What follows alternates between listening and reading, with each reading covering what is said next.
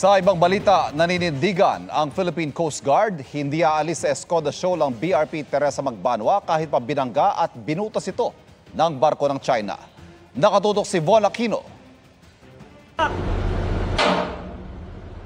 Pwedeng lusutan ng isang tao ang laki ng butas na ito sa BRP Teresa Magbanwa.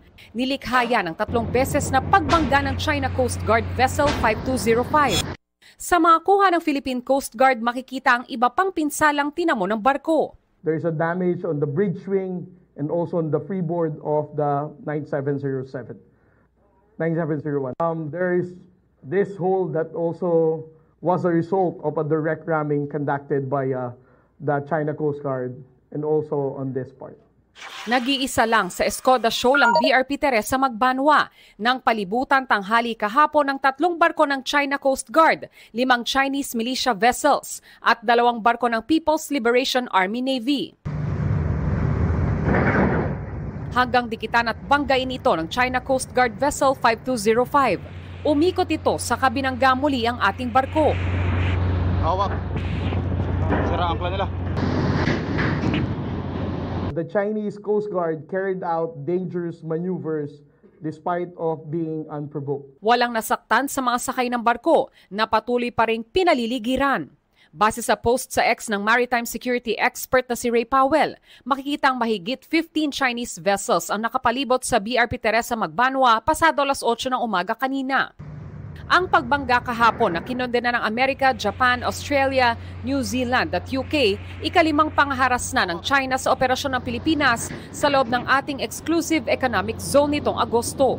Ang China Coast Guard, PCG, ang sinisisi. Naglabas pa sila ng sariling video para ipakitang barko raw natin ang sadyang bumangga. Muli ring binalaan ng China ang Pilipinas. Dapat daw tanggalin ang ating barko roon dahil nalalabag daw ang kanilang soberanya. So mas nakakagalit talaga pag may nagsasabing tayong bumangga. Parang how crazy that argument is, no? Minuto na nga lang 4 minutes nga lang ang pag-itan, binangga ulit tayo.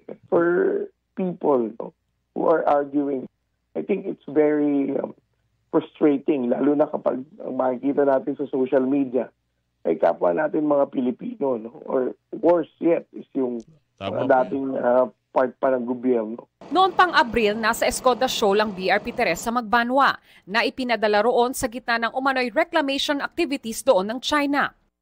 Kabaliktaran naman ang laman ng ipinalalabas ng China sa kanilang inilabas na dokumentaryo sa Escoda na tinatawag nilang Xian Binjiao. Hindi raw nila sinisira ang mga bahura roon. Anila, ang mga aktibidad daw ng Pilipinas ang sumisira sa kapaligiran doon. Sinusubukan pa naming kunin ang pahayag ng PCG kaugnay rito. Pero giit ng PCG, hindi aalis doon ang BRP Teresa Magbanwa. We will still hold the line and we will maintain our presence in Escoda Shoal. Para sa GMA Integrated News, Von Aquino, Nakatutok, 24 Oras.